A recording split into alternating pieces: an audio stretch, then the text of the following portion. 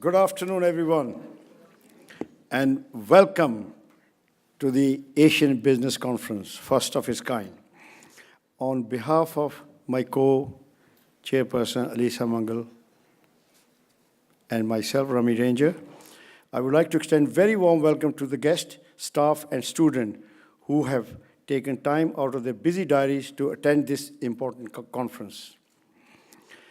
I would particularly like to thank Luna Sidhu, Akbal Mahindru, the Dean, Suresh, Imelda, Amber, the alumni team, Chef Cyrus Todiwala, along with hospitality team, plus Dominic from PR for the enormous effort in putting this conference together. I'm also thankful to the leading entrepreneur and business leaders who are here today to share their knowledge, experience, and wisdom with us. I hope you will take part in the discussion to make them truly valuable. You will agree that despite the enormous contribution of family businesses to the world, it is not often we get to hear about their significance. When Luna first approached me with the idea, all I could do was to thank her for highlighting the importance of family businesses, which are not only the backbone of our economy, but also the mother of businesses which become big due to the vision, commitment, and hard work of family members. The significance of small business is much greater to the treasury due to the fact that these businesses do not employ creative accountants to avoid taxes or move to tax havens. They pay their way and employ millions of people in the UK.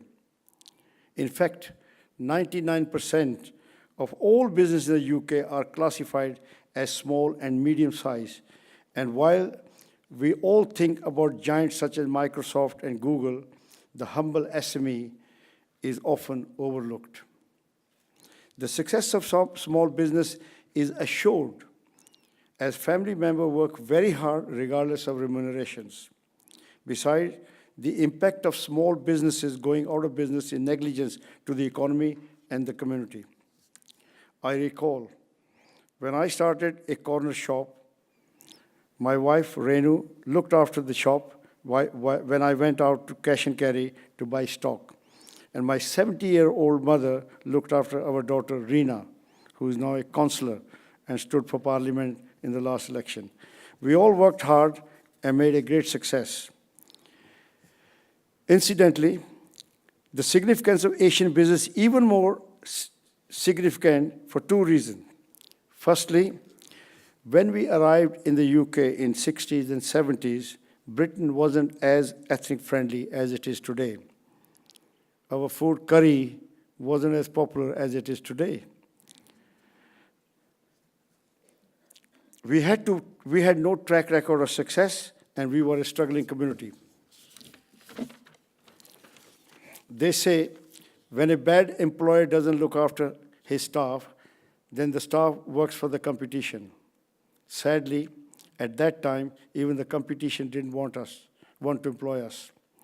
We were left with two choices, either to go on the dole or to work for ourselves. We opted to work for ourselves as a proud community. We opted to buy corner shop, news agent, pharmacies, you name it. This proved to be a blessing in disguise. We could reach our potential unhindered. We could employ members of family who otherwise would have struggled to find a job either due to the prejudice or their lack of command of English language. The result? Asians have done incredibly well in a short period of time. Many of us have achieved in one generation what normally takes 2 or 3 generations. Ladies and gentlemen, I won't take too much of your time because you have a TV celebrity to give you a keynote speech.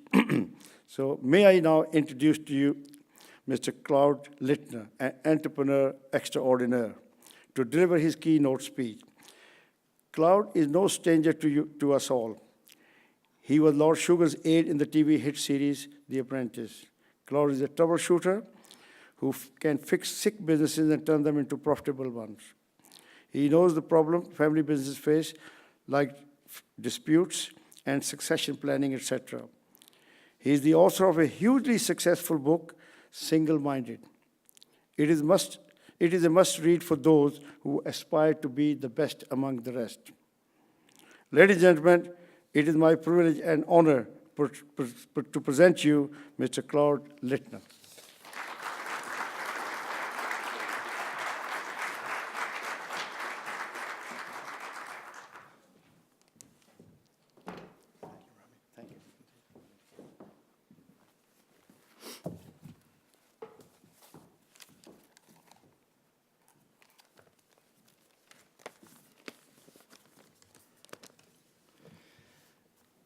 Good afternoon, ladies and gentlemen, and thank you very much indeed, Rami, for your insightful and very kind remarks about me and Asian business in general.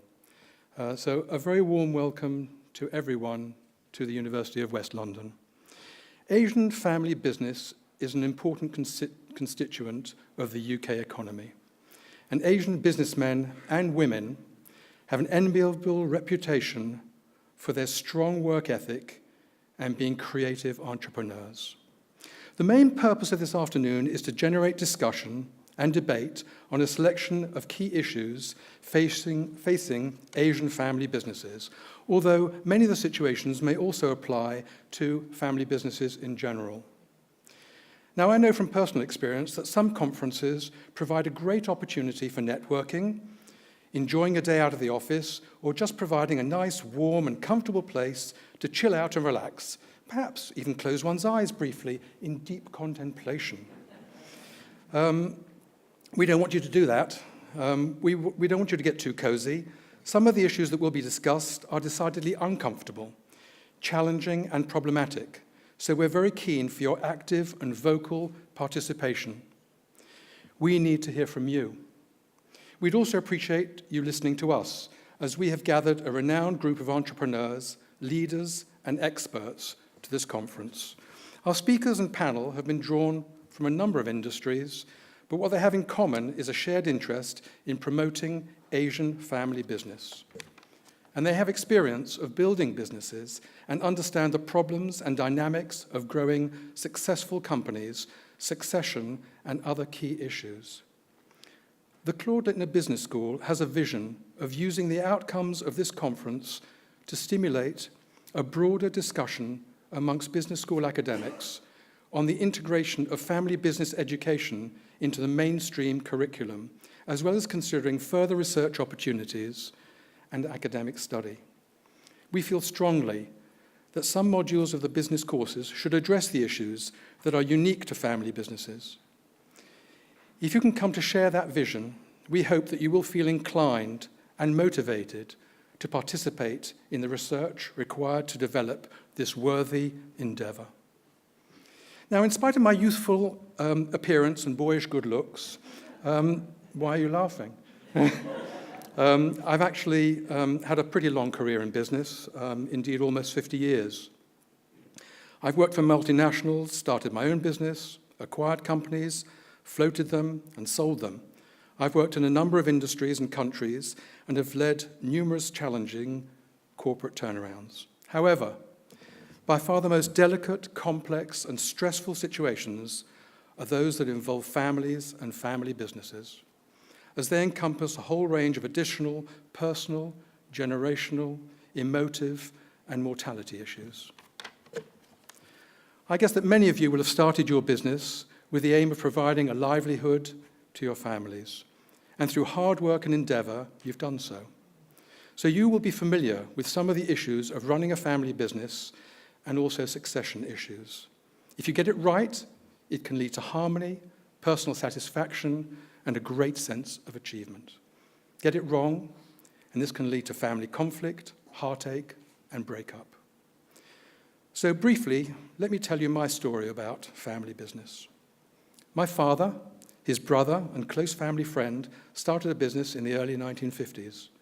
Although the three partners argued about margins, stockholding, and many other day-to-day issues associated with running and growing a company, they operated in a highly efficient manner. They respected each other and enjoyed working together. They trusted each other implicitly and had the same business ethics, values, and principles with a paternalistic ethos towards their staff. Indeed, no one who joined the company ever left. They were always looked after. The company grew and was successful. The founders were innovative and combined a good lifestyle with 100% commitment to the business. They enjoyed being in business and controlling their own destiny. In the 1970s, my two cousins joined the family business straight from school, and my father was disappointed when I didn't join. He reasoned that there was a ready-made opportunity and growing the company would be easy. However, I wanted to do my own thing and was concerned that I might fall out with my father and uncles, and I could not see how I would happily fit into the structure. Eventually, my father supported my decision, and when I started my own company from scratch, he was always on hand to give me advice and point me in the right direction. Life for my cousins was somewhat different. They had company cars, petrol accounts, their own office, and appeared, however, to be excluded from the heart of the decision-making process. Although they represented the company, made contacts, and were generally helpful, they were not given any real say or involved in the agenda. They enjoyed a nice lifestyle, but when they voiced enthusiasm for taking the company in a new direction, their ideas were dismissed. What did they know? After all, why change a winning formula? My cousins were company directors in name only. The years passed, the company continued to flourish, but over time, the structure of the industry had changed, consumer habits had changed, and my family business had not moved with the times.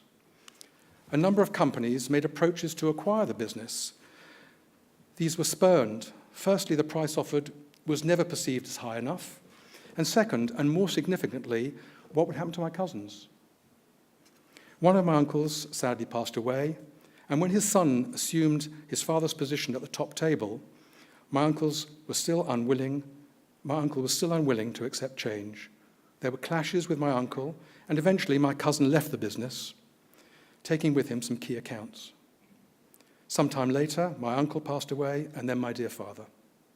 This left my cousin as the sole director, and although he had spent the whole of his working life in the family business, he'd never really had control, made or implemented decisions, and by this time, the key staff had retired, and his heart was no longer in it.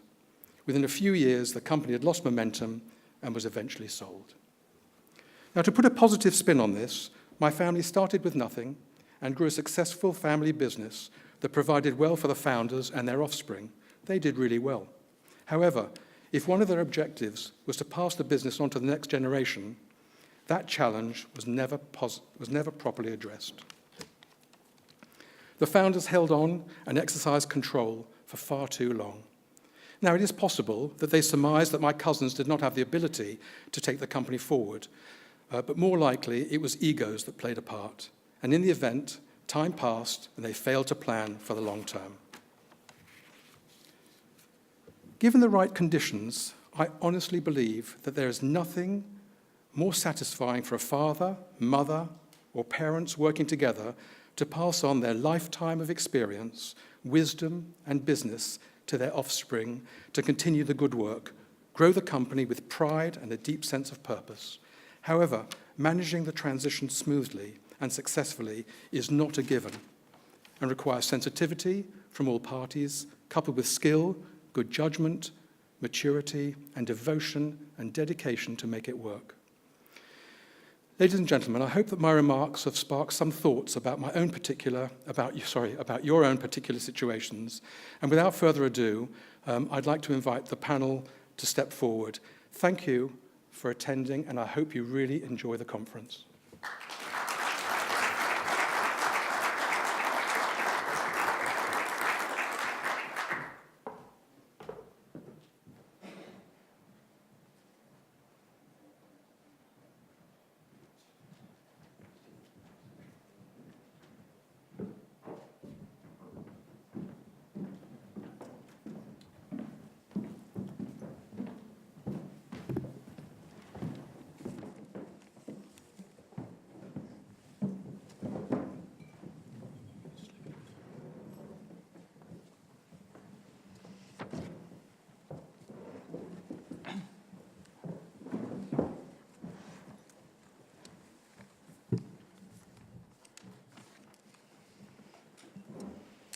Ladies and gentlemen, good afternoon. I hope you can hear me well. Family businesses are one of the oldest forms of businesses there is. And as a generation of Asian family business owners come of age, many of them will search in earnest for a suitable heir to succeed them and continue the business that they have worked very hard to build. For most of these extraordinary entrepreneurs, this will be the final greatest act of their business careers. Yet the issue of successful transition remains one of the most significant strategic issues for these businesses. Our panel to discuss the issue of succession in Asian family businesses are Fareen Jivraj Maguire, Chief Executive Officer of Serencroft, a family-owned group of award-winning care homes.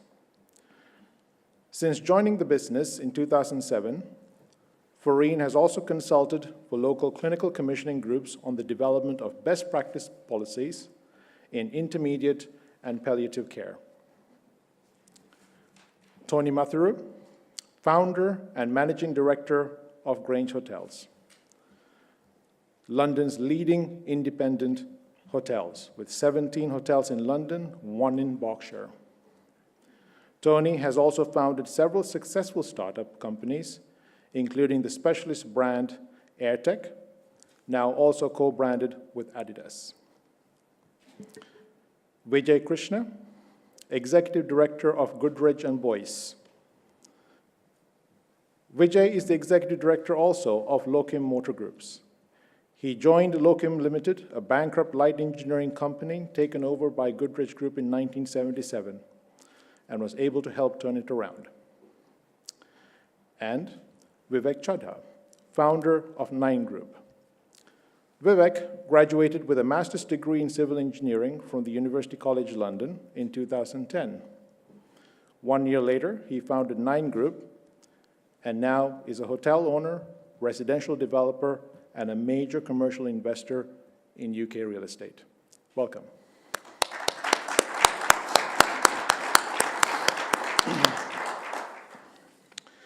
So, what do you think is the key to successful transition in a family business? Many of you are either looking to pass your family business on to the next generation. Some of you have taken it over successfully. What do you think, in your opinion, in your experience, is the key to a successful transition in a family business? Hi, everyone. So I'm the second generation in a large family business which oversees, develops and operates nursing homes as well as hotels, and we've split it up into sectors. And the area that I deal with is mainly the nursing homes. I joined the family business full-time when I was 21, and I actually started working in it on a part-time basis when I was 13. For me, I think the most important thing from a second-generation perspective is that you have to have your expectations aligned on both levels. So you've got to have a common long-term business strategy. You've got to understand where the business is heading. What is the future plan for the business? Do we want this to go on to third and fourth generations? Is the plan to, build up the business and then float it or sell it off? And I think that's very important so that you know where you're heading and where your future lies.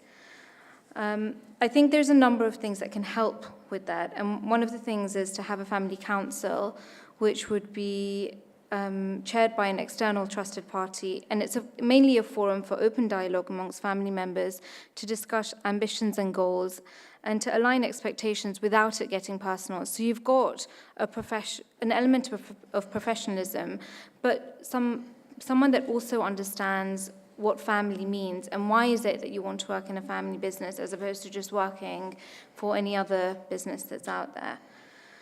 And I think you have to have common understanding around leadership, around shareholding, around how you want the businesses managed.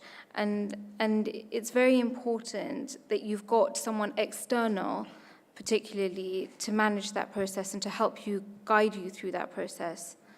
I think from my perspective as well, is that you need to go into this family business knowing that you have to earn your respect. You can't go in and just say, hey, I'm the boss's daughter, you know, I'm here now, listen to me. When I joined the family business, there were people that have been working in that business for 35, 36 years. They were around when I was born. And all of a sudden, I waltzed in, and it just so happened that I was in charge. And they're probably looking at me thinking, what does she know? Who is she? And I had to spend a lot of time, like, earning their respect, getting them to trust me, understanding them, valuing them, because at the end of the day, employees are your key asset in the organization. I think you need to know what you're bringing to the table. You need to know a little bit about the industry. You may have some external experience. You need to know what value you're going to add. Because if you go into a business and say you do want to be a decision maker one day, you need to know, and the person on the other side of the table, be it your parents or whoever it is, needs to understand what value you're going to add. They need to value you, the employees need to value you, and you need to know what value you're going to add. Because without that, there's no real way of moving forward. And that's my Thank you. That was very perspective. insightful. Vijay, I think you have some very excellent stories about managing the succession process. Yes, and I'm really excited to be with you today to introduce tales of how our companies got started 120 years ago and continue to remain strong today. Our group turnover is $4.3 billion US, and we employ about 30,000 people. But the person I'm really going to enjoy telling you about is our founder, who was an unexpectedly unusual man that you're going to enjoy hearing about. He was a lot more than just a businessman. In fact, to me, his story is nothing less than India's own story, modern India entering the 20th century. He was born in 1868 to a business family in the city of Bharuch. He was the eldest son, and Bharuch is sited on the mouth of the river Narmada, which is on the west coast, sea coast of India. Today, it's merely a big industrial area, but back in time, it was a big shipbuilding center and an important port known to the Greeks, the various Persian empires, and the Romans, and possibly the pharaohs before them.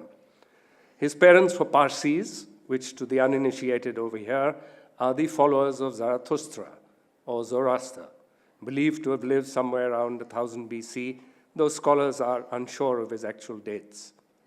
And then around 600 BC, Cyrus the Great established the great Achaemenid Empire in the heartland of the southwest plateau of Persia, treating those he conquered with esteem and regard. And this made him greatly admired by people as diverse as Alexander the Great, Thomas Jefferson, and David Ben-Gurion. And then came Islam. Zoroastrians were persecuted, and several shiploads of them later made their way down the coast to India, where they were made welcome. They were good businessmen, standing them to good stead under the British. Several Zoroastrian businessmen in the 19th century, like Sir Jamshedji Jijiboy, did very well. By then, of course, England had long shifted from being a trader to a conqueror's presence in India, and British companies were beginning to control trade and industry. Bombay took over from Surat and Bharuch as the chief port of Western India, and became an important shipbuilding center. Meanwhile, the East India Company's monopoly on salt and opium imposed a huge burden on the country, and land revenue drained away to Great Britain.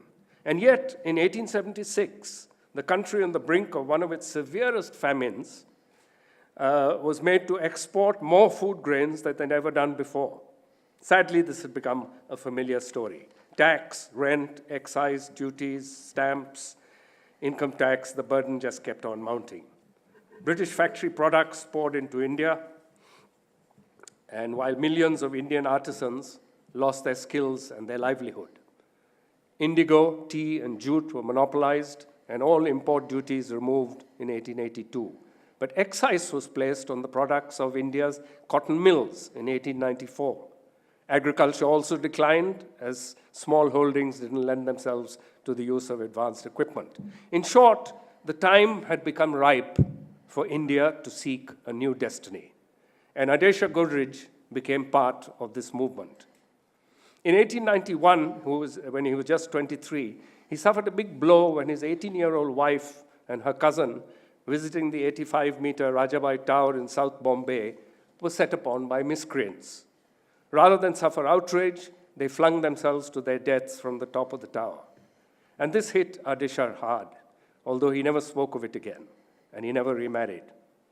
Then, in 1894, fresh from his law studies, he took up a client's brief in Zanzibar, Africa, where he learned of his compatriot Mohandas Karamchand Gandhi fighting what looked like a losing battle for the rights of Indians in South Africa, and established contact with him.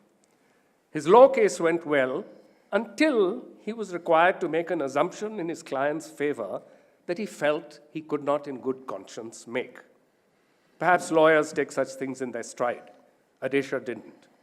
Those around him were perplexed, not realizing that he was so highly principled that he would later refuse to accept an inheritance from his own father, leaving it to be shared by his brothers and sisters. So Adesha returned to a briefless future in India, but not to brood.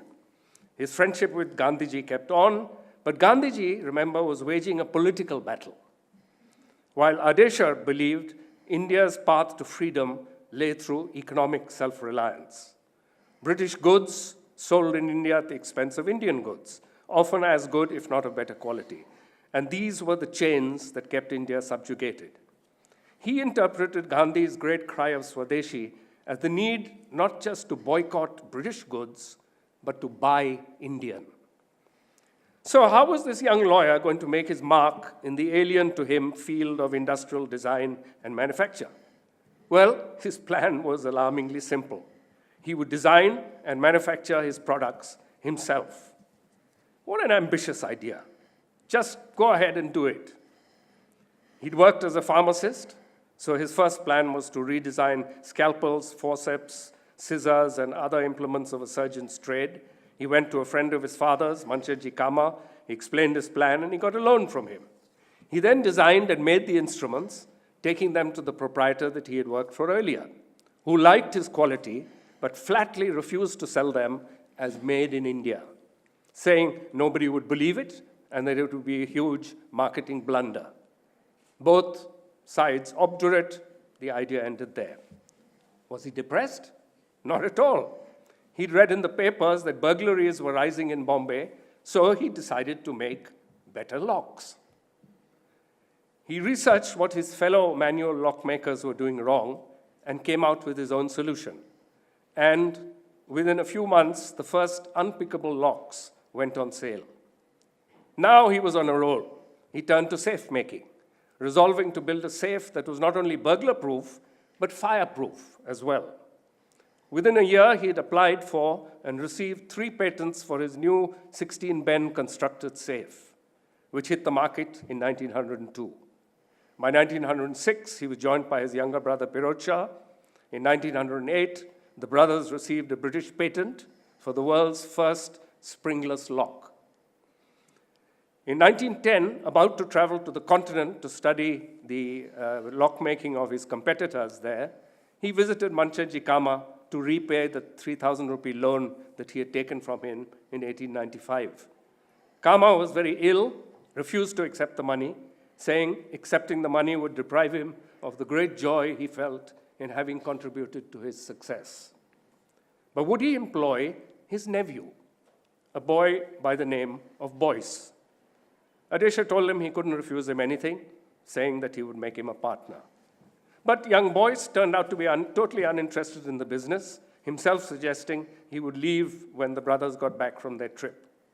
Incidentally, Godrej and Boyce is still the name of the group's holding company.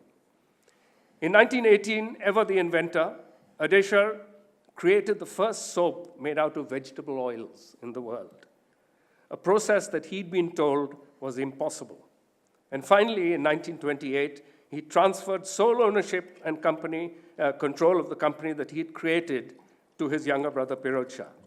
He moved north of Bombay to Nasik to try his hand at farming, which was not as successful as his industrial work, but he remained closely involved in the country's industrial fortunes and was incensed as ever that the country could not achieve economic self-reliance to become independent. He also opposed notions that Indian consumers should buy indigenous products just because they were indigenous. In 1927, he bitterly criticized leaders of the Swadeshi movement who encouraged acceptance of domestic products even if they were of substandard quality. So you can see that he was espousing certain values and traditions which he laid down in the family, which have remained in place. He died in 1936. He was a man truly ahead of his time. We need him badly even today. Thank you. Thank you, Vijay. Now, Vivek, you're, I assume, of a younger generation that has founded his own business. Are you following in someone's footsteps? Yes, absolutely. So our business today is very different to what it was 5 or 6 years ago. You know, I've had a very close relationship with my father, and we're more like friends. Currently, what we do is we own and operate 18 hotels and we employ around 1,100 people. But that couldn't have been the case without my father. Now, my father is the biggest strength for me, and the reason why is because he trusted me. He listened to me, which is not very traditional in our society. And when I graduated in 2010, the first thing I've always wanted to do is work with my father because he's always been a role model to me. Our business then was very different. We were in manufacturing and real estate, commercial real estate. And I said to myself, you know, what am I doing here? You know, how am I going to add value? And I looked at the biggest strengths we had, and that was my relationship with my father, and that he trusted me. So from then on, he let me make a lot of decisions, which had a lot of risk imposed. And from there, we've gone from strength to strength, and together, we now operate quite a reasonable sized business, and we're expanding. And the best thing about the relationship I have is that, you know, a lot of people say, how do you work in a business with your family involved? How do you have dinners at night? Does it always come in the way? And yes, it does. You know, it always has. You know, on the dinner table, breakfast, lunch, we've always discussed business, and now that's in our DNA. And the difference is, when we talk about business, we talk about, in a positive way, giving each other support, and having that support rather than talking about the negative sides, which there's a lot of trouble in our businesses and in all businesses, but we find ways of gaining strength from each other. So, yeah, to answer that is a huge success. That does sound like a huge success, Vivek. And Tony, I mean, you founded and you're running the one of London's leading brand of hotels. Is succession foremost in your mind? Yeah, could everybody hear me? And this is known as the graveyard shift. So if you fall asleep, I won't be surprised. And a Friday afternoon in the sun shining outside, and last in line. I'll see if I can wake you up.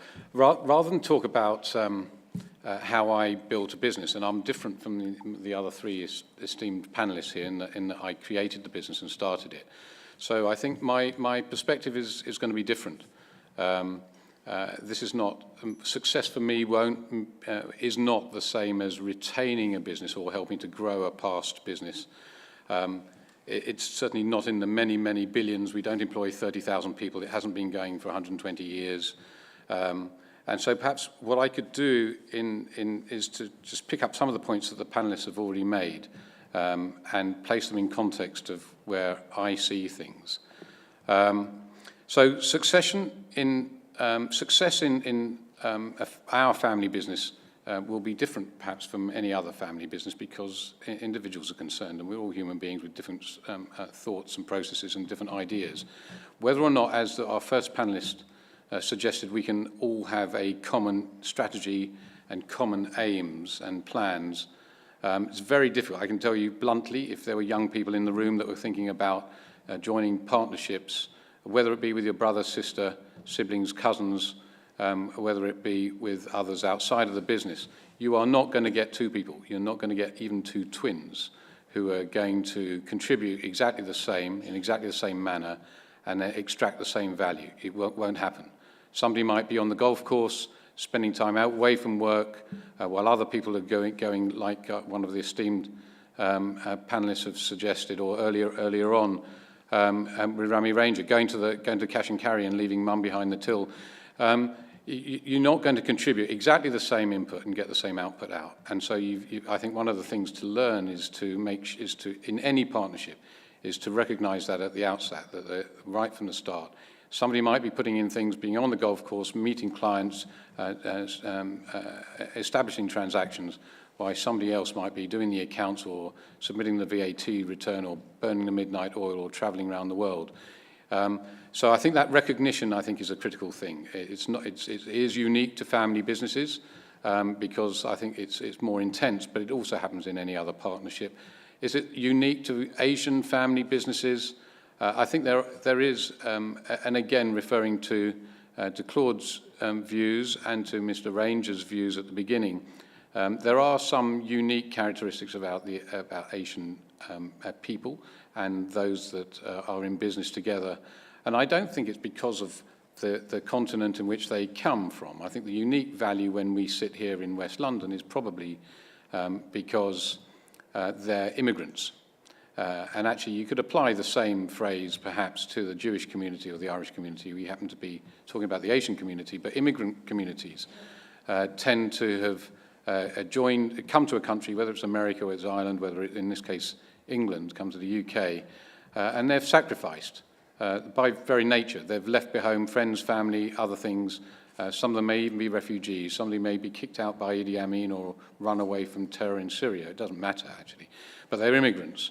So immigrant populations, I believe, they don't have the comfort blanket. They don't have the cotton wool to be wrapped up in, as perhaps the local indigenous population will at first generation. And so whilst it's not quite exactly go on the dole or start your own business, it isn't far from it that nobody's going to look after you.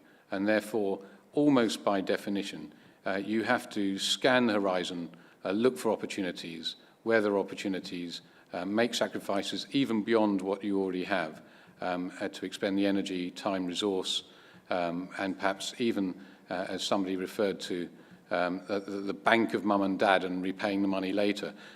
Find the resources, find the capital, and it may well be start your own business or even buy your own flat, do it up, sell it, and move on. So I think immigrant populations and the Asian community in this country are a prime example of that, people that have been successful in recognizing opportunities and then developing them, turning them into businesses. So success in that sense is creation, and in my case, that is the case. There wasn't a family business before I started it with my brothers, and it's grown from there. I just again, rather than start things anew, I'd also refer to aims and objectives. There's been talk about what the plan is. The aims and objectives of somebody starting a family business are quite often different from those that are in second generation, as two of the panelists are, or in third or fourth or fifth generation. Quite often, there isn't any thought about retention or common values and creating innovative products or services, encompassing change, educating the next generation, giving thought to growth, and so on. Those things don't actually enter the mindset of somebody starting a business. They certainly come along later. And so to refer to the question that was posed of me rather long-windedly, the thought process in my business now as succession planning really depends on those who you're in business with, whether you've diluted equity, whether there are other people, whether there are other equity holders, whether all the equity is held within the family, what the interests and motivations are of the next generation, or even your own generation that maybe have got different thoughts about where they want to be at different times along the path. So success in succession is not necessarily just passing it on to the next generation. As Claude Littner said, it could be cashing out at the right time and then passing on each individual equity holder's wealth to another party. That involves planning. It can't be done without risk. It often does involve words that have already been used. It can be emotive. It can cause angst.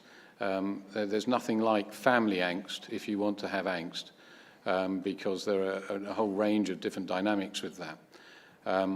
And the reason why I mention planning, I'm sure you'll hear during the course of the day, that you can cash out.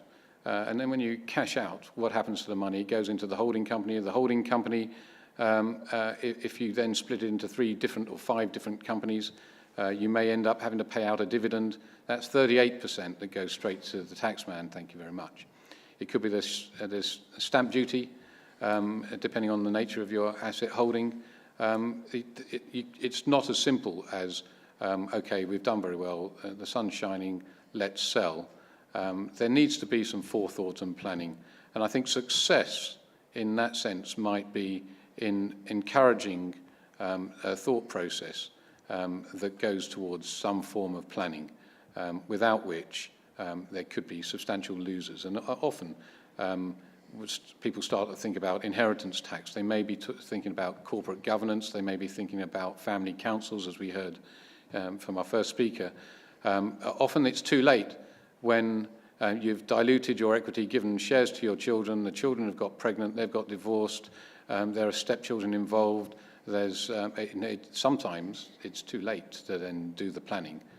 So I would echo what has been suggested earlier, that planning and being able to get a common view would be considered a success, even in first-generation businesses.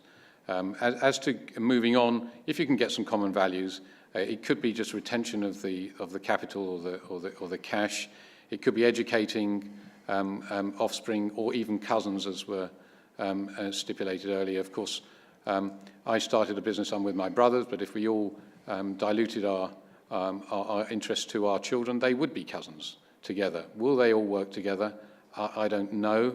If they then passed it on to the next generation, would they? Without setting up the right structures, I think there's room for problems. It could be that the ambitions are growth. It may be the ambitions are for selling. It could be that we should set up something philanthropic, and giving back to the community or to others might be a part of your DNA, but perhaps not necessarily the first generation have had the opportunity to have that vision right from the start. Almost certainly not. So it is complex, it is dynamic and changing, it is difficult, but success can be measured in all kinds of ways. It's not just financial, but I'll probably end on that note and just say that in family businesses, whether they're Asian family businesses or not, are noted to perform 6.65% better than non-family businesses. So that says something, at least at one point. Whether that can be continued, I think probably is the measure of financial success. And I take your point where there is a degree of complexity in addressing this issue of succession. It's not one size fits all, and the issue of planning and common values, shared common values, education, I think that those are very important. And what's interesting is that our 4 panelists have very unique experiences and differing viewpoints on this. Can I just bring the audience in on this? Is there anyone with any strong views or questions that they would pose to the panel, or does anyone here have any experience of stepping into the role of a family business, taking over a family business, or being currently part of a family business? And do you have any insight into the topic we're discussing today? This is where we find out whether you are listening, you are awake. That's it, that's it. Yeah. Just raise your hand and just wait for the mic to come to you. Hello, I'm Paul Sahota. There's too many interests to mention, so I'll just leave it at that. I think the key for me, it was very good to hear from the panel. I think it was really useful in terms of the exit strategy and the planning aspects of it. I was really interested in what Mr. Chadha had to say about his relationship with his father and how unique that is and how fruitful that's become. I think for me, the challenge is, the core of the business is the core of the business, but, are my kids really interested in what I've built as a core? And, they have skills and they're very, very bright. So, the challenge for me is, how do I carve out an environment for them to actually build something for themselves using the assets that I have? And recently I was sitting on a beach with them, and I asked them about where they were going with their lives. And we ended up having a long-winded conversation, and yeah, there was some some choice words said in that process. But it occurs to me that my expectations of them should be different. I didn't particularly like my dad's business, and I didn't take it on. I ended up doing a career in the financial services sector for 25 years. But I had some business interests to the side. But I shouldn't really expect the same for my kids. The idea for me, and it was really pertinent what Mr. Chadha said about his relationship and carving out an environment for them to operate in and to grow in. So thank you very much. But was there a question there, or was that a comment? I can respond to bits of that. It was a comment. Yeah. I think there is a danger of affluence, which is where you simply the next generation are affluent. They haven't made the sacrifices, and their expectations are out of line with what value they add. So a rather general response to a sort of a question that's embedded in your statement is that at any stage you want the best people to be doing the job around you. And we talked about professionalism earlier on. If what you are going to do is surround yourself with people, whether direct family or cousins, that are not sufficiently motivated or not sufficiently capable, then that's not necessarily a recipe for continued growth or even retention of capital. So many people will place in their family constitution, and as I said, we're first generation, so this has not happened, and may well not happen in my own business. But often in family governance protocols, there are requirements that people have, the children, the offspring, have got to work elsewhere for a period of time, or have a minimum level of qualification or experience or knowledge, and have some outside interest before they get adopted into the family business. If it's just one son and a father, that's relatively easy. I think when there's 15 offspring in different generations, it becomes much more complex to pass down that same thing.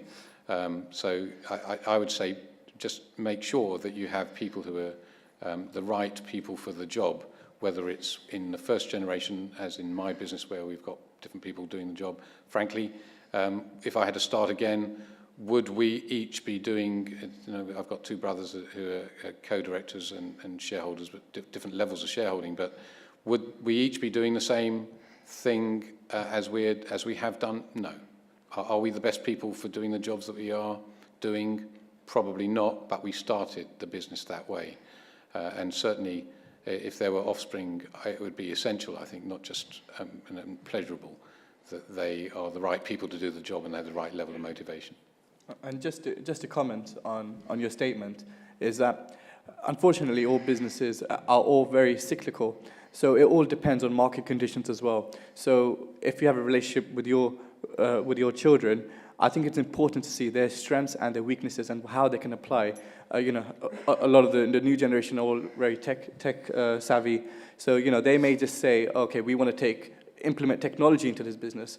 That might not change anything, and you might not agree to it. However, what's much more important than adding is that the core beliefs of, say, the father or the founder of the business is installed to the children or the next generation. As long as the core beliefs are there, I think I think that's a great way to start with a succession plan. Thank you. Is there anyone else with a perspective on the succession side of things?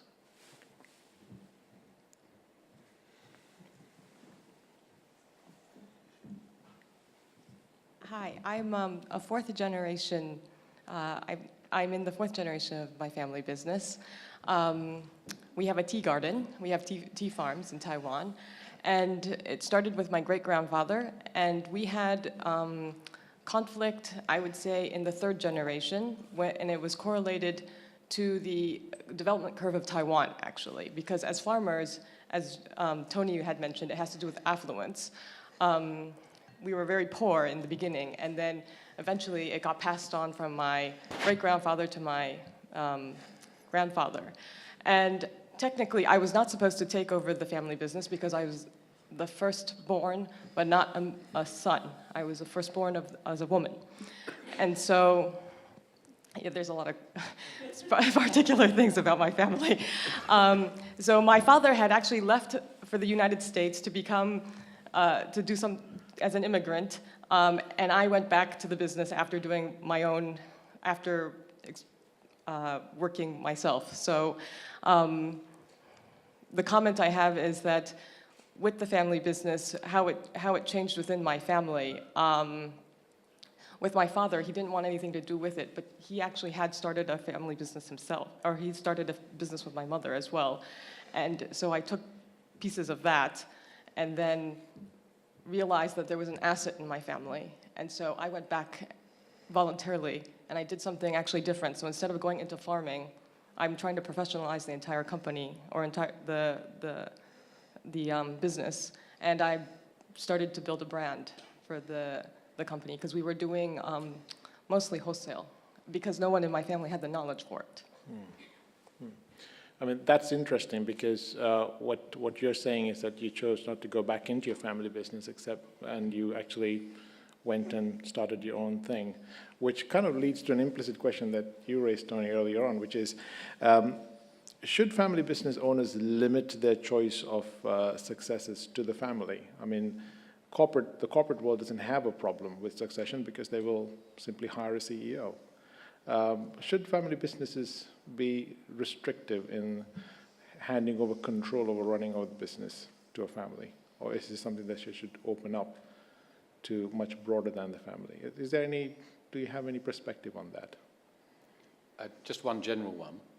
And again, I can speak, and not from perhaps the same perspective as others on the panel, but control is a big thing in family businesses, I'd say. I'd hazard a guess, I don't think there's been any research on it, but it wouldn't surprise me, and certainly if my family is anything to go by, that Asian family businesses are at least as controlling over their businesses and the lives of their children and offspring as any others. So control is a big thing. We've touched on trust. And there seems to be something implicit that we trust each other and we trust our offspring more than we trust a inverted commas, outsider. And yet an outsider could take an objective view. And it may be by accident that you take on outside influence. And it may be because you take on equity or you're seeking capital to expand or for working capital. And then you don't have a choice, and you do then cede a degree of control in order to be able to grow the business or even retain it. And if they're the right people, then of course they can help the group and the business to expand and to grow, or even to remain in place. And when people are in distress, often banks put a degree of control into the business. So it's not unusual that one might cede a bit of control, but it's the willingness to be prepared to do that that I think is the first stage. And as Tony said, is that family businesses are you said they're 6.65% more financially better than non-family businesses, and what you're talking about having outside a CEO, an executive. My personal view is that their motivation will not be the same. Their end objectives will not be the same. I think, a family member may be least qualified but motivation sometimes is much more important in having a successful business. So you don't think that you can provide the right motivators or put the right motives in place for someone from outside to come in and fulfill that role? I think it all depends on the type of business it is, but it's just a general comment. Whereas, if it's a small family business, their motives would be completely different. And even if you're installed certain motives, you don't know the longevity and how long that could actually last. Do you think that passive control? I disagree. Yeah, I mean, we Carry on. sorry, I disagree. So in our family business and the sector that I control, my dad just literally, I worked with him for 2 months. He then said to me, right, I'm off to greener pastures. I'm going to East Africa. We're going, I'm doing X, Y, and Z. I'm leaving this to you. Now, I needed help. And we had to bring someone in from outside to help us to make sure that I was learning the right way, I was doing the right things. And it was someone from outside that gave me that support. I'm actually on maternity leave right now. And if we needed to bring someone in to get the right systems in place, we would do that. Because I think having the right skill set, having the industry experience is just as valuable. And I think if you employ well, I think you can get the right people in place who will give you that loyalty, who will work hard. I think when it comes to control, I think a CEO can do certain things, but ultimately it's the shareholders that make the important decisions. And as long as the shareholding stays within the family, there are no major decisions that are going to be made without family consent. So therefore, you're not going to have someone just going off on a tangent, doing something completely different to what you would want them to do.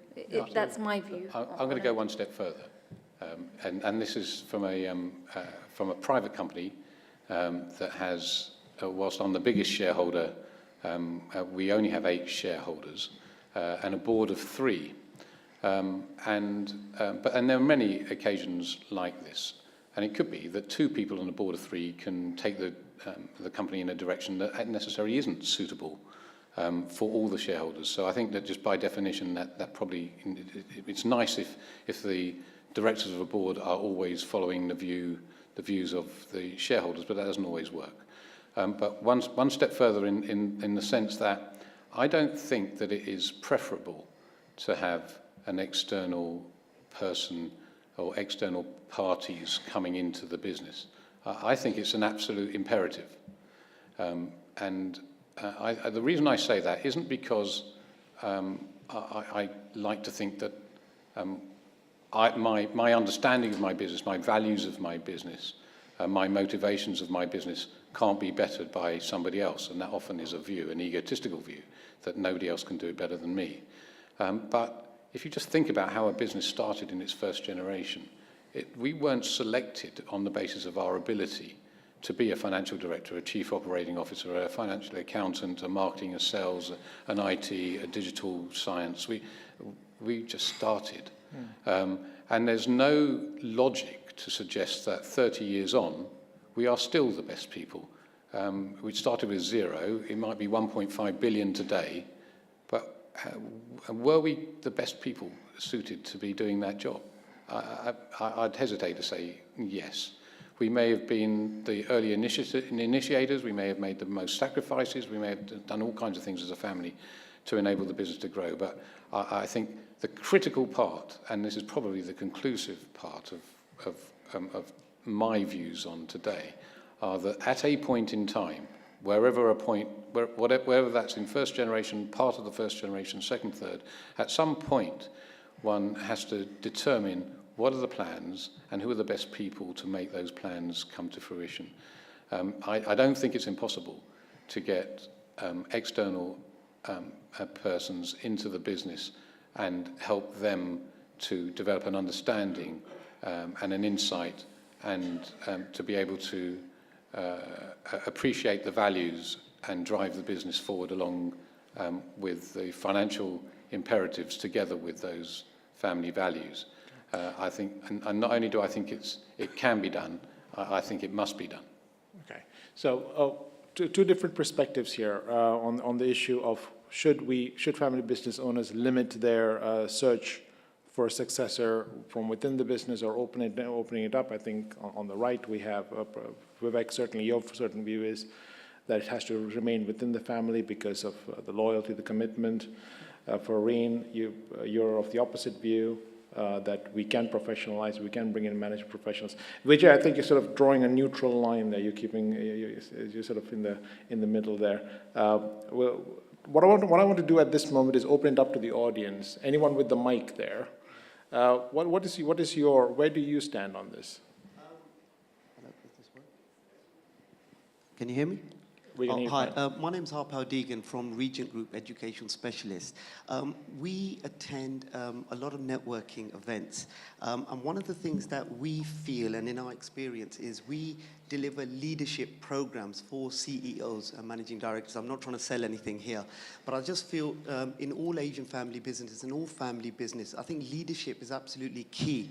And what we deliver there is the desire, the motivation, and it's the ethics that you're delivering down, whether it's to your siblings, children, or down to your staff.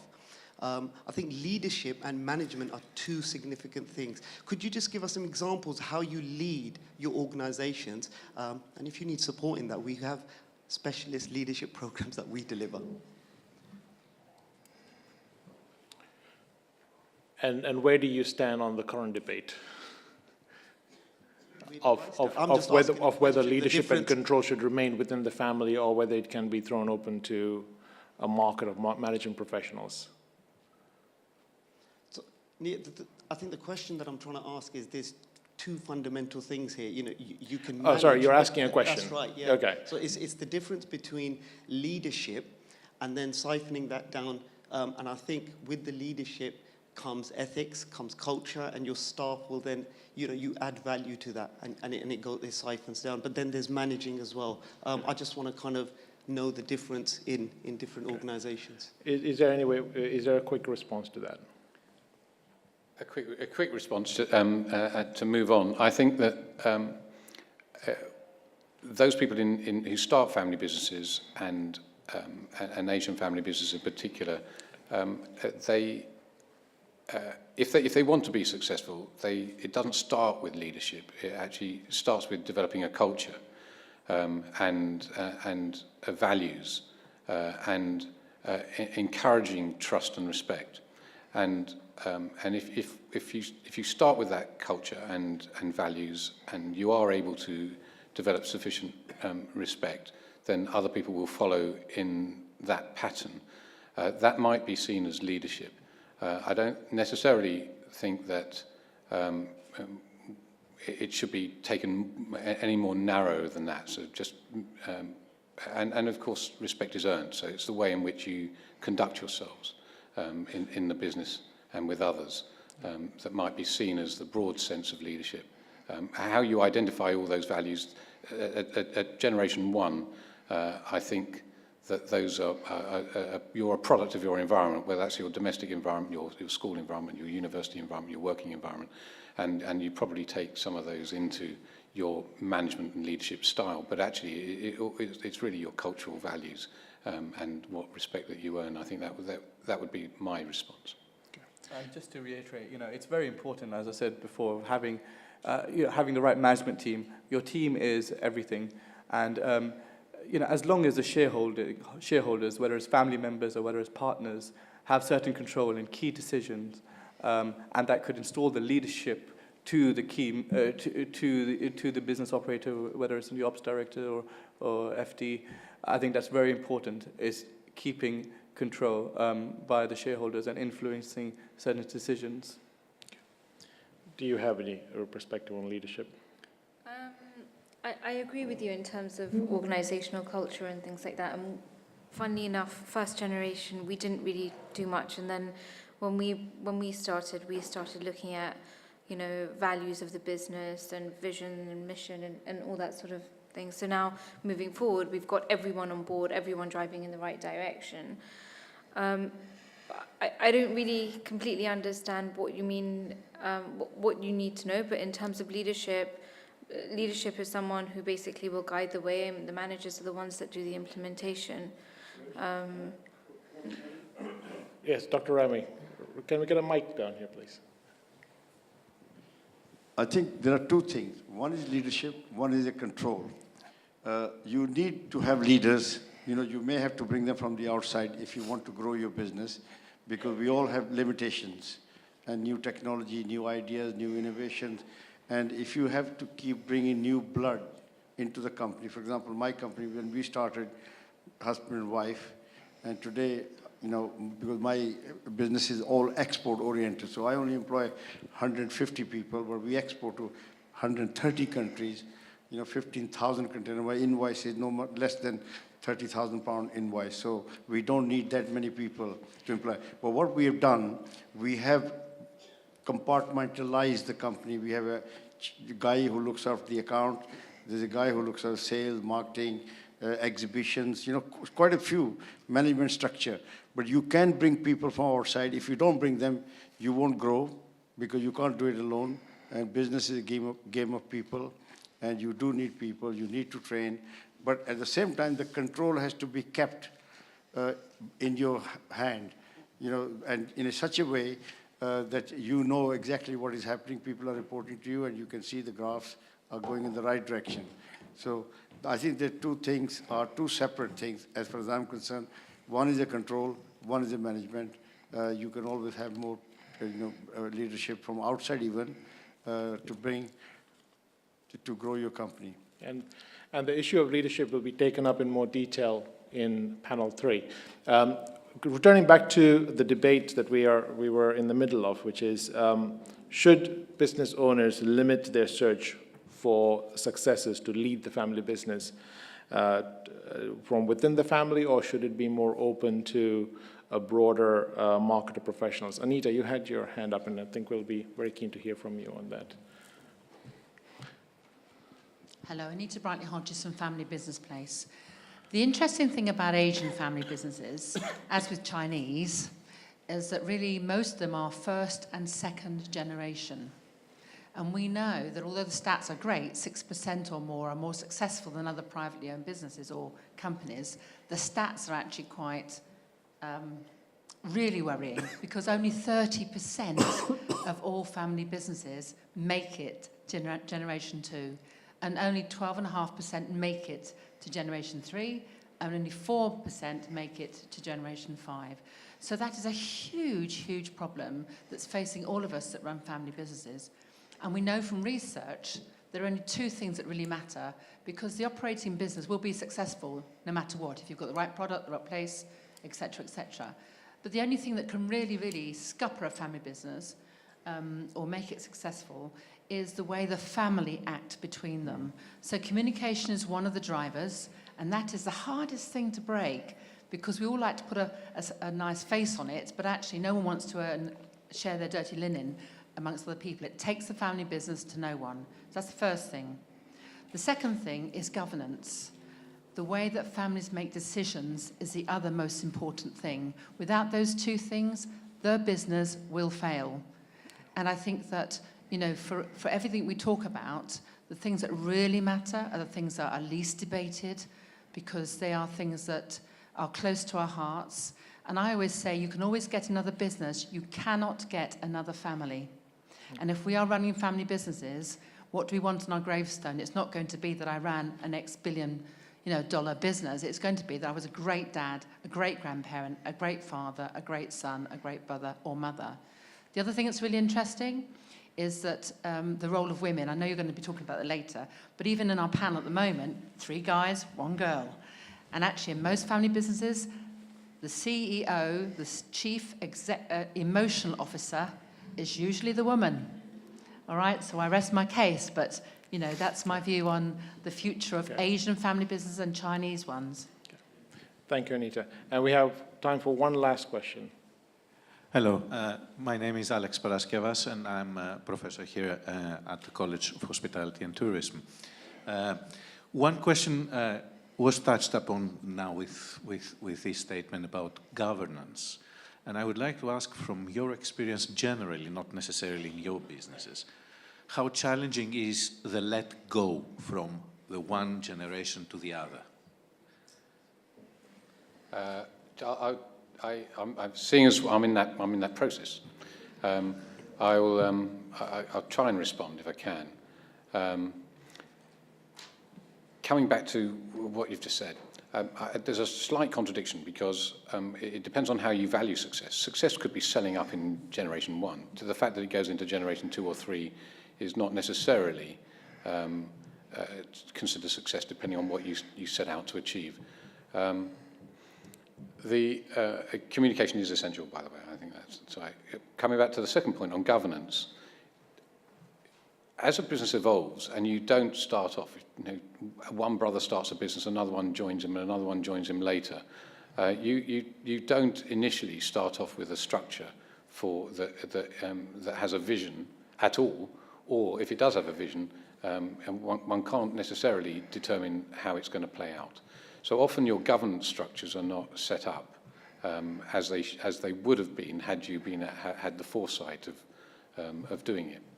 So I'd say that governance issues are part of the conversation about communications. At a point in time, there needs to be a stand back, there needs to be reflection, there probably needs to be external influence, and take out some of the emotion and the personality to look at where the business should be going, and then putting in and installing the right governance structures.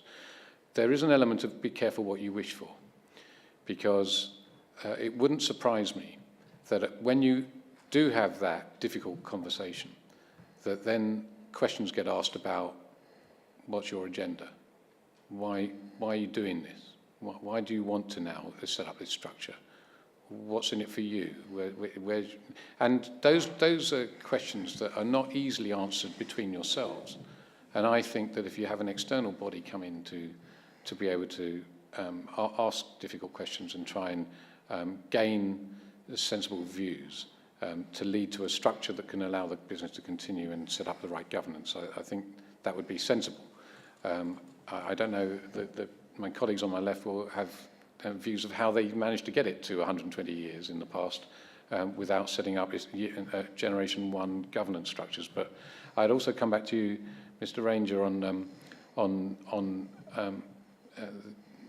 one of your points, and I'd say that control isn't essential necessarily, because it presumes that those people who started the business are the right people to be controlling it.